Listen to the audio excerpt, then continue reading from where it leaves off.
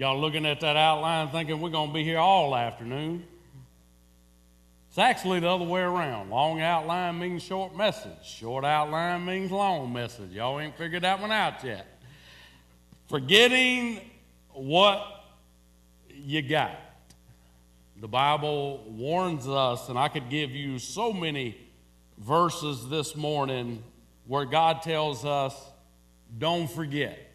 Don't forget, don't forget, don't forget His goodness. Don't forget His miracles. Don't forget all that He's done for you. Don't forget, don't forget, don't forget. Matter of fact, we even have, communion, the Lord's Supper. It's all to look back, to remember. Don't forget what I've done for you. Don't forget all of the blessings that you have in your life. Psalms 103 says, bless the Lord, O my soul, and all that is within me. Bless His holy name. Bless the Lord, O my soul, and forget none of His benefits. Deuteronomy 6:12, then watch yourself after you come into that great land, that you do not forget the Lord who brought you from the land of Egypt out of the house of slavery. So I want to talk this morning on forgetting what you got. I want to start out by reading you something, kind of like a tongue twister, but forgetting what you got. When you forget what you got, where you got it from, and who you got it from, you forget how you got it, and you forget why you got it. If you forget how you got it, why you got it, you will never get what you don't got. Because when you get what you don't got and never remember what you already have gotten, why you got it, where you got it, who you got it from, you will never be satisfied with what you get, because there will always be something you don't got. In other words, you can get, and if you never remember the who you got it from, where it came from, why you got it, how you got it, what you're supposed to use it for, you can keep getting and you can keep getting and you can keep getting, but there's always going to be something you don't got. So if you forget what you got, who you are, where you've come from, you'll never get the God. You'll never get it. There'll always be something else that you need, something else that you want, something else, and you reach. And in the process, you forget God. You leave that grateful heart and that grateful spirit, and it kind of sends you spiraling out of control and brings a lot of negative, destructive things into your life. It's amazing how we always see what we don't have. Like if you will achieve something in your life or reach a certain plateau, instead of enjoying it and instead of relishing in the great and awesome God that He is, that has brought that into our lives, we immediately always see what we don't have instead of praising and appreciating God for all that we do have, the one who gave it, and the reasons why He gave it to us. I don't know if y'all have noticed or not, but we really today have a generation that is fixed on what you don't have, fixed on what's the next thing coming down the pipeline. And, even the Bible tells us, God does in 1 and 2 Timothy, that in the last days, the ungrateful spirit will be great among the people that live here in the land.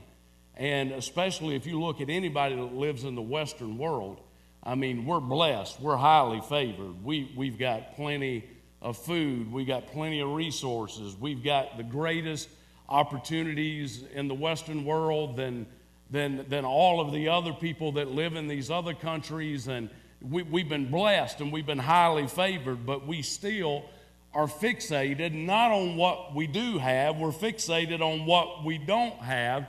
and we got to get that. We got to get that. I want that thing, that possession, more money, this job, more opportunity, and whatever I've got, it's just not enough. I need just a little bit more.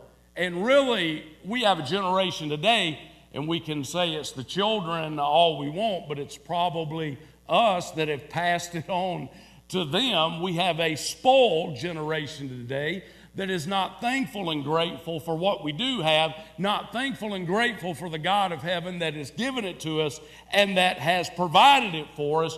We just forget just how blessed we really are. We take it for granted. We not only take it for granted, a lot of times we'll take credit for it.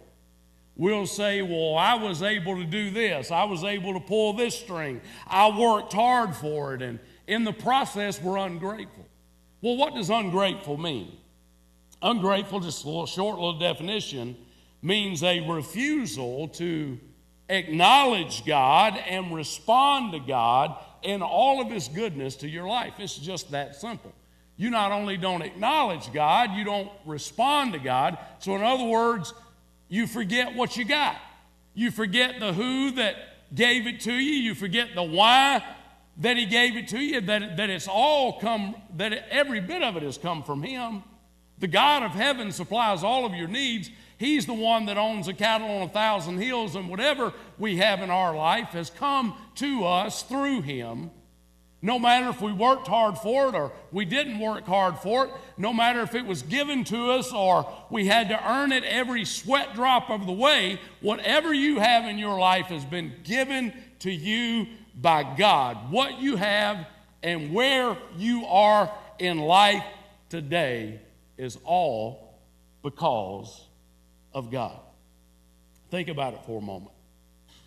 Someone is praying today for the things that you and I take for granted.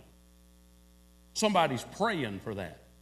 Somebody's praying for food today. Somebody's praying for a job next week. Somebody's praying for the things that we take for granted. And remember this, there's someone out there today, maybe even in this room, that is more happy with less than you have.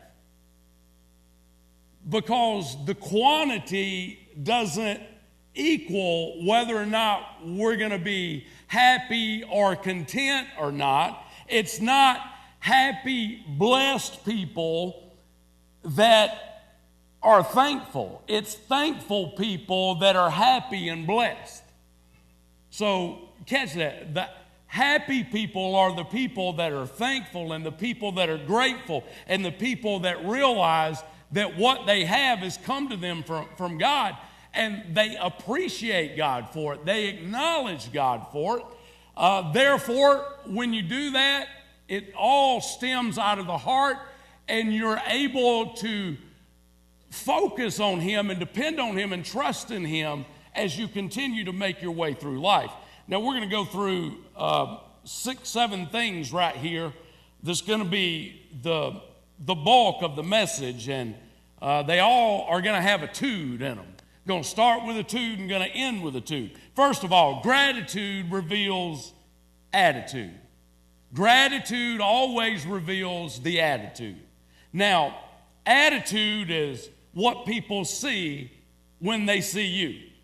They're going to see your attitude. Your attitude is going to come out, and your attitude will come out whether you speak or whether you don't speak. People can look at you and they can get a good vibe, especially if they know you, about what your attitude is. So gratitude is going to reveal your attitude. Now, attitude is always a choice. We choose every day if we're going to have a good attitude or a bad attitude. You say, well, some days it's hard to have a good attitude. You're right. Some days it's tough to have a good attitude when everything is going against you and nothing seems to be going right. But attitude is a choice. And if attitude is a choice, that means being thankful is an attitude. It's a way of life. It's revealed from our heart. So therefore, being thankful is a choice, and it reveals our heart. So a heart of thanksgiving is gonna respond to God, and it's going to acknowledge God, and it's going to honor God, and it's going to honor God from straight from the heart, and that vibe is going to come through your life, and people are going to see that in your life, and you're going to be grounded, you're going to be humble, you're going to be focused, and you're going to be dependent. You know, I was reading a lot of stuff this week on being grateful and being thankful, and it's amazing how many different articles there are out there that is related to your health, that is related to your emotional state, your emotional stability, about just simply being thankful and grateful. How thankful people, grateful people are more healthier people physically. Because if you're thankful and if you're grateful, you're probably not going to be tied up on the inside with worry and anxiety all the time. That's going to cause your stress level to go through the roof, your blood pressure to go through the roof. It's going to cause your sugar to go out of control. That's going to cause all kind of issues inside of your body. Just being grateful and thankful and dependent and focused on God is going to give you a healthier life. They say that grateful, thankful people are not only healthier, they're happier in life. They're more happy. They might not have nowhere near what the person next to them has or down the street has, but they're thankful for what they have, so therefore they're happier people. They say that thankful people are not only healthier and happier, but they're nicer. They're nicer people. Because you realize, and you start thinking about, just think about people in your life that are not happy with what they've got, that are not thankful for what they have, and they're always looking to get something else. They're willing to do anything to get it. So that means that nice is not always in the category of their life. I'm going to be nice to get it. No, they might be nice to you for a little so that they can sneak around the backside and get you coming the other way, because people have to manipulate and control to be able to get everything that they think they're supposed to have. So that means there's no nice there. There's meanness there. There's ugliness there. But grateful people are more positive, and they're more uplifting to be around, more encouraging to be around. A grateful heart's kind of like a magnet. It draws good into your life. It draws people into your life. People want to be around you because you're uplifting, and you're not a grouch, and you're not mean, and you're not ugly. You're pleasant and peaceful and productive, and you're a joy to be around. So every day we have an attitude that is revealed through our hearts. An attitude of thanksgiving or an attitude that is unthankful, and literally it's negative and positive. We're going to be praising, or we're going to be pouting. We're going to be lifting up, or we're going to be pushing down. We're going to be thankful and rejoice and be joyful, or we're going to be jealous and greedy and envious. Those things are going to be in our lives, and that attitude is going to come out.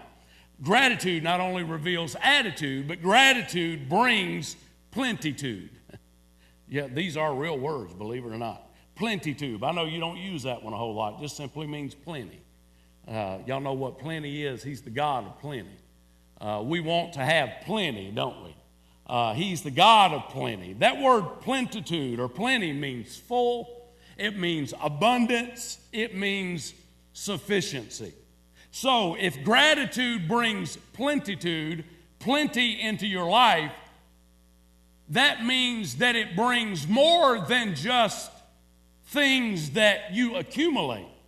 It brings more into your life than just stuff that you park under the garage, or stuff that you put out in the shed, or stuff that you plug up at night to charge. The God of plenty brings more than just things and gadgets and all those different possessions into your life. He brings things into your life that brings an abundance to your life and plenty into your life and goodness into your life that has nothing to do with things that you can buy or purchase, but has to do with everything that comes from heaven that cannot be purchased. So gratitude would be the gateway. It would literally be the door that swings open into your life and my life that would bring the wells of living water to us, where the gates, the floodgates would be opened up to where God could throw out His grace on us, His mercy on us, His handfuls on purpose for us, to where He can just be good to us on a whole different level. And it literally, when you are thankful for what you have, it's not only plenty, you begin to realize that it's not only enough, it's really more than enough. It turns your struggles into the strength to be able to deal with the struggles that are in front of you. It turns your chaos into order, that even though things might look like they're, and they might well be, but when you're grateful and thankful and you're receiving from heaven what only God can give you, you see order in your life, not confusion. You see clarity in your life. You not only just see a meal, you see a feast, and you see things differently because you view them through the eyes of God. So that outlook changes your entire outlook in life, because God brings His goodness and literally gives you an abundance, a sufficiency of Himself on the inside of your heart and on the inside of your life.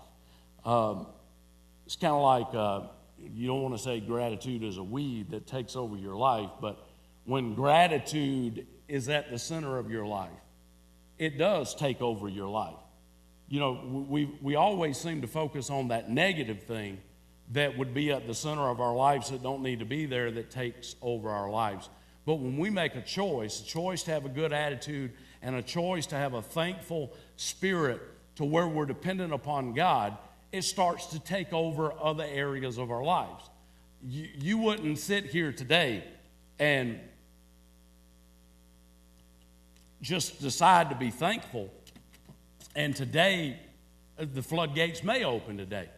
But it's not going to take over your life today, but it will take over your life over time.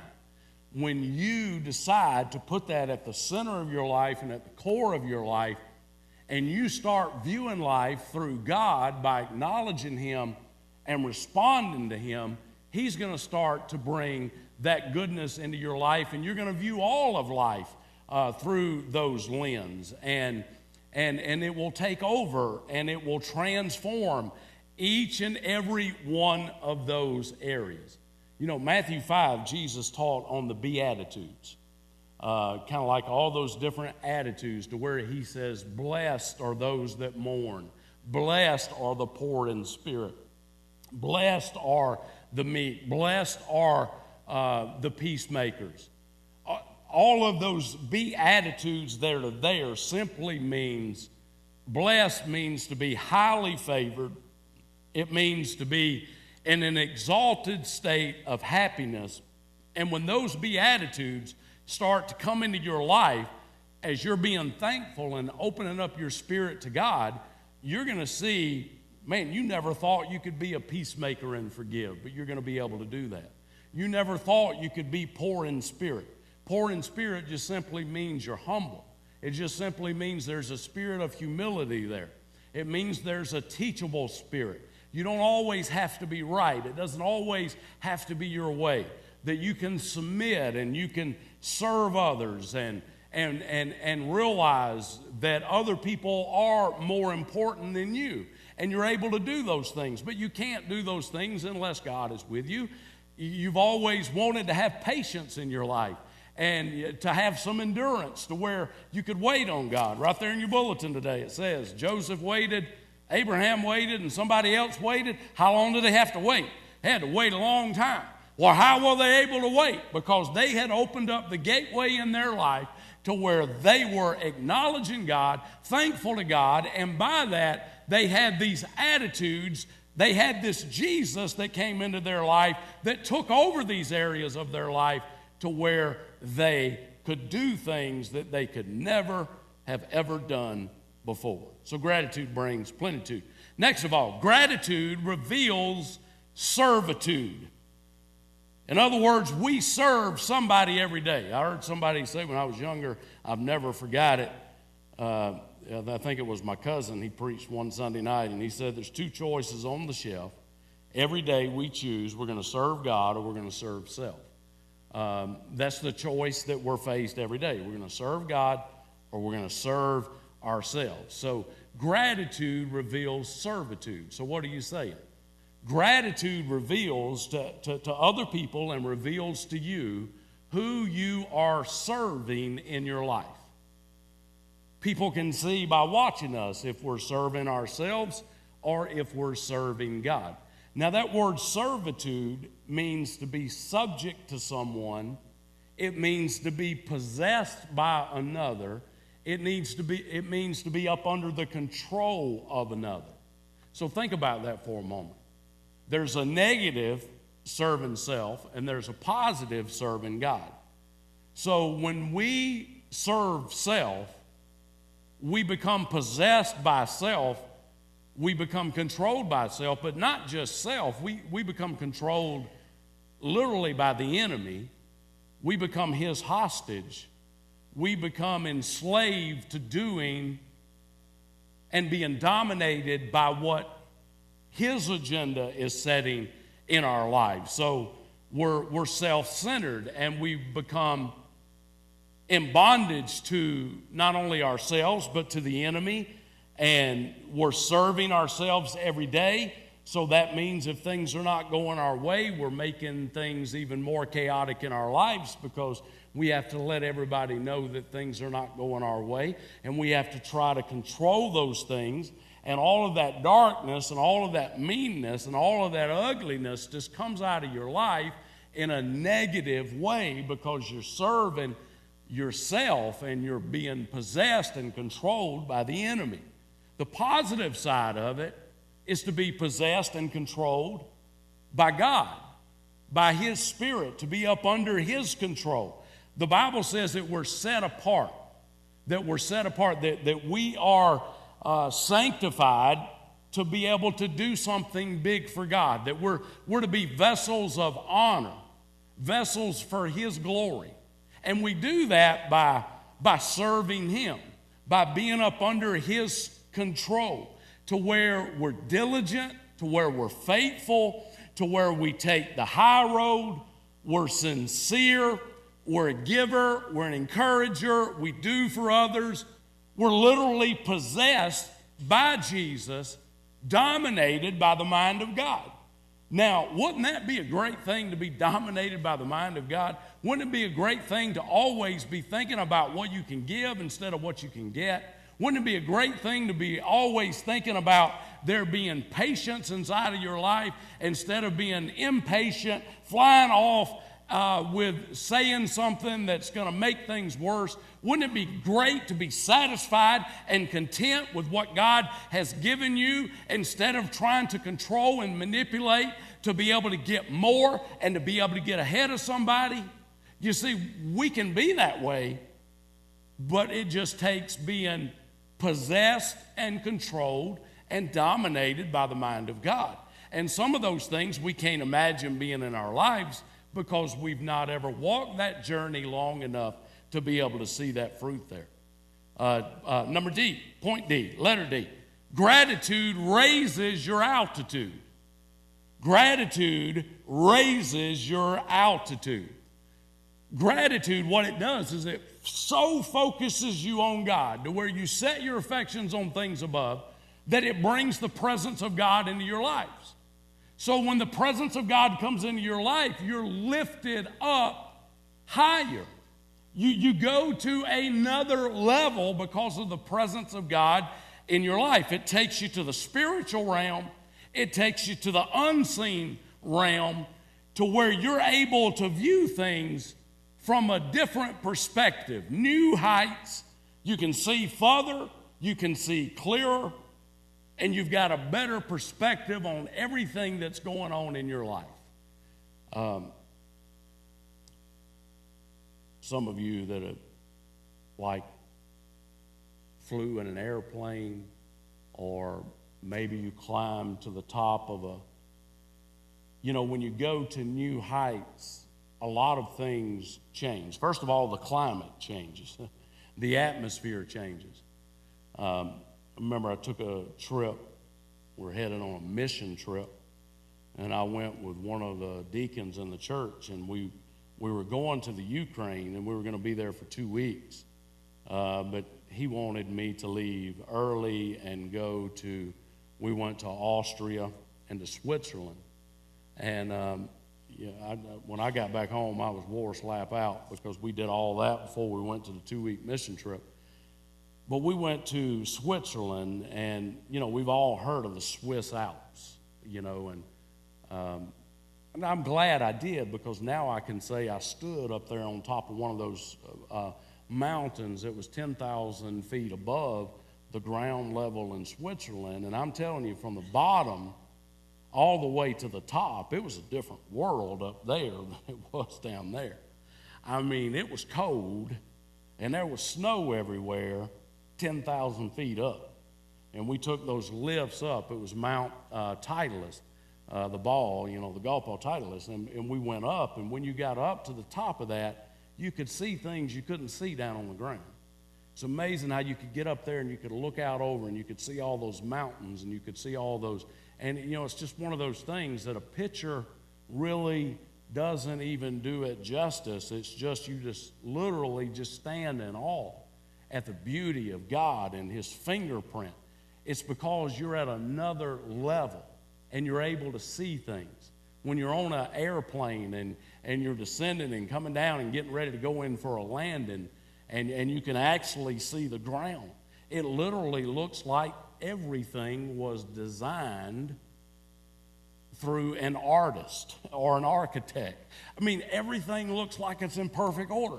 All these streets that seem to be run over with people, and houses and cars just look so different from up above. It gives you a different perspective. And that's what happens when we have gratitude in our life. It takes us to another level, and everything that we see in our lives, we see from a higher level to where we get a different perspective, a clearer perspective, and it's always different than what we've seen down on the ground, because gratitude takes you to another altitude. Number E. Or the letter E, gratitude produces fortitude. I believe we were singing it this morning. Fortitude means that you just keep on keeping on. Nothing is going to stop you. Nothing is going to hold you back. Nothing is going to put you down. And that's what gratitude brings in your life. It brings more courage. It brings more perseverance in your life. You say, well, how can it bring that into your life? The reason why it brings it into your life is because you realize that what you have has come from God. So anything that you're struggling with and dealing with down here, you've acknowledged God and you've responded to God for everything in your life, and you realize that He is in ultimate, complete control, even if you can't see it all. And you think, why would I give up on God? Why would I quit on God? Nothing's going to stop Him. He's the God of all gods. He's the God of miracles. I'm going to believe in Him. I'm going to trust in Him. I'm not going to give up on Him. You're going to be resilient. You're going to be strong-minded, and you're going to be determined. You're going to be able to bear the pain of adversity with strength that you never thought you had, not only spiritual strength, but mental strength and emotional strength, to where you can just keep pushing and keep pushing. I think we forget sometimes how the Christian life is really no different than life in a lot of ways, other than the choices that we make is in obedience to God, and it brings His presence into our lives. But having fortitude in your life is just simply a choice.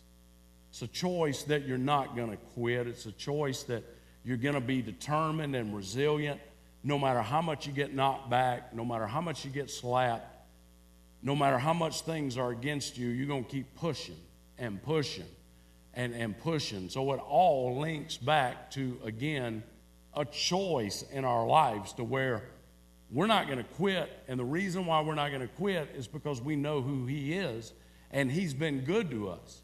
And He's the all-powerful, almighty working God who can work wonders in my life, and I'm not going to quit on God. F, gratitude enables adaptitude. Now this one is the best. Adaptitude, to where you can adapt to different things in your life. We just did that whole series on when things change in your life, and things are always changing in our lives. But when things change in a Christian's life, it can do one of two things. You can either throws you so out of control that you just quit on everything, or you just adapt. You adapt to whatever it is that is right there in front of you. You have to adjust to the different conditions in your life. That word adapt means to modify, alter, change, reconstruct. Now let me give you a verse, and let's break down this verse. Hebrews 13:15, a verse that we know, says, through Jesus. So it lets us know we can only do this through Jesus. Let us continually offer up to God a sacrifice of praise. And it says that it's supposed to come from the fruit of our lips, that we openly and publicly profess His name and His greatness. Now, it says from the fruit of our lips through Jesus, we offer up a sacrifice of praise. Now, we think about that word sacrifice, we know that that means there's a great cost involved. And then we look at that word praise, and we know that praise means to be joyful, it means to be bubbling over. And somehow in our minds, we think there's no way that those two words seem to be opposite of each other. On the one hand, over here, I'm sacrificing, I'm having to pay a great cost. And on the other hand, over here, I'm joyful and bubbly. They seem to be so opposite, but yet in the spiritual realm, God says these two words are actually intertwined together. Now let's look at these two words. First of all, praise. Let's think about praise. When you give praise to God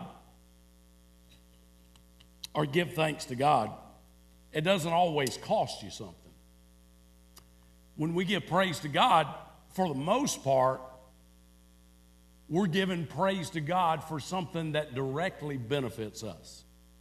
So in other words, it's easy to give praise to God because we're praising God for something that benefits us.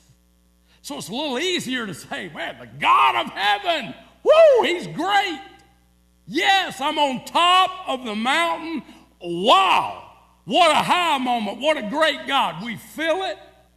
We not only feel it, we see it, we like it, and we shout, yes, God, thank you.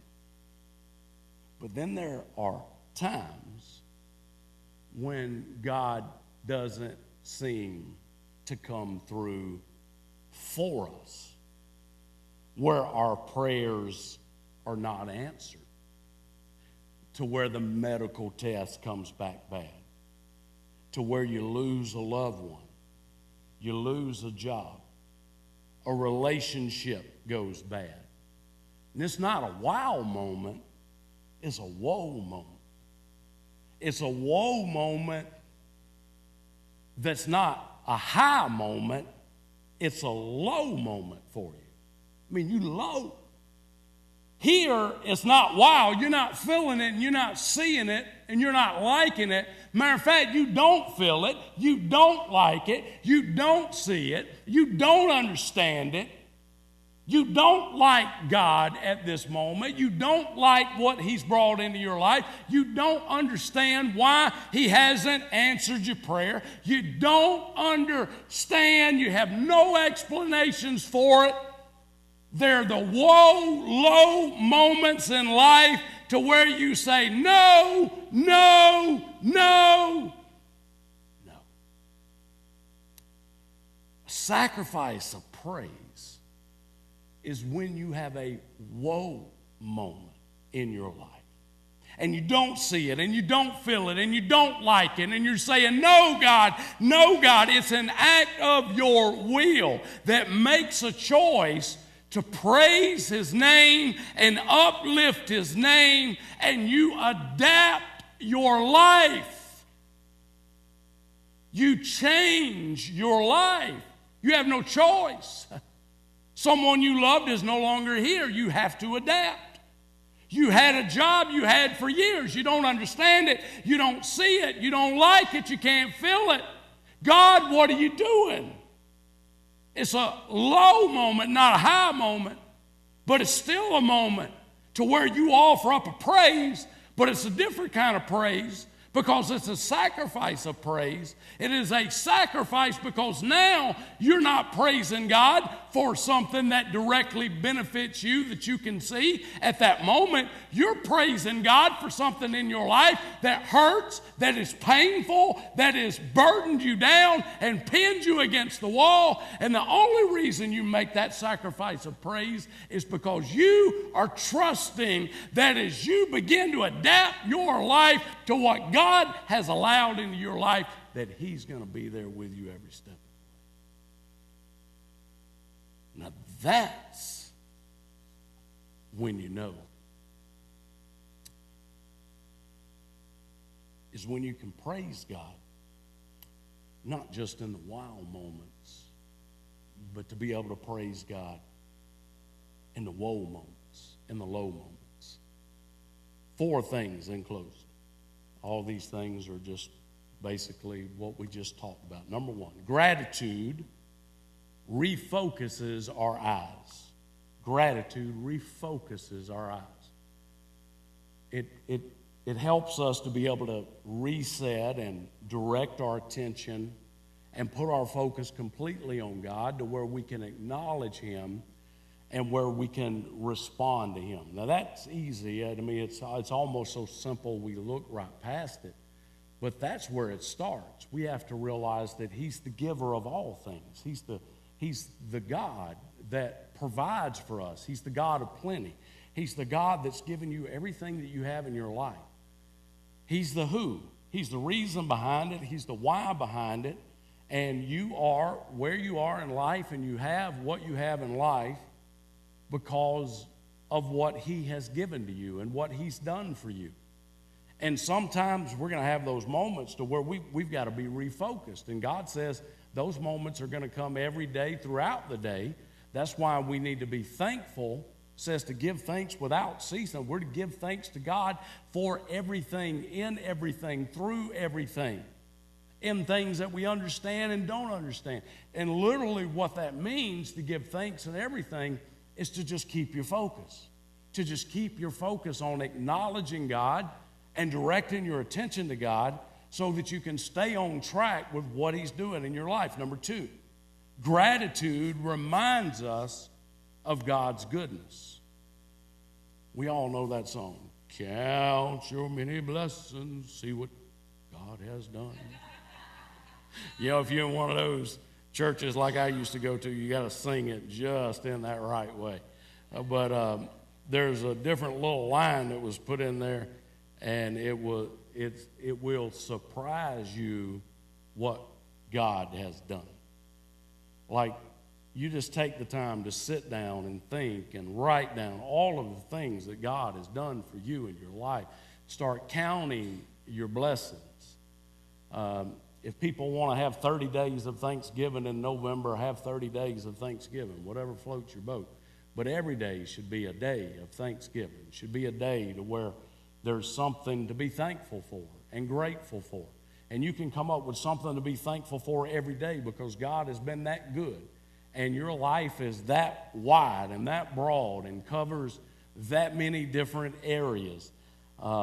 What you have, where you've come through in life, where you are in life, gratitude reveals the goodness of God, that He is the source behind every bit of it. Number 3, gratitude refreshes our spirit. Now, it refreshes our spirit because gratitude, as we just talked about, will reveal attitude and servitude. So if we have a heart of gratitude, it is going to refresh our spirits, because what it's going to start to do is it's going to push the negative out of your life. It's going to push the ugly out of your life, the meanness out of your life. And in the process, what happens when that begins to disappear, and let's face it, that brings nothing but strife and hurt. Not only hurt and strife for you, but hurt and strife and pain for others. But when you begin to look to God and acknowledge and respond, and you're grateful, it pushes that out, and it revives and refreshes and refuels your spirit, and it brings peace and contentment into your life. I mean, the Bible says that godliness with contentment is great gain. You want great gain? 2 things: God, and be content with where you're at in life and what you have in life. And God says that's great gain. That brings great, tremendous progress into your life, because you're able to enjoy the moment. You're able to enjoy what is right in front of you. Life's just too hard to do it any other way, you know? I mean, it really is. It's too many complications and too many struggles, to where if we're having to fight for our agenda every step of the way, it just wears you out and wears you down. And then that goes in every area of your life. It just drains your spirit and takes it out of you. And when we're grateful and we acknowledge God, He refreshes and He revives. And gratitude, number 4, always brings reward. Now, the reward might just be God Himself. And that may go back to the woe moment, that God doesn't deliver you from the storm, but He joins you in it. He puts you right there in the eye of the hurricane, and He's right there with you every step of the way. And you might even get to the other side of it, and you still might not understand it, and you still might not ever like it, and you still might not know why, who, where, or how. But we know that God, and we know that God is going to reward us. He's going to reward us with something. If it's just Himself, a deeper relationship with Him, the ability to be able to do something we would have never been able to do before.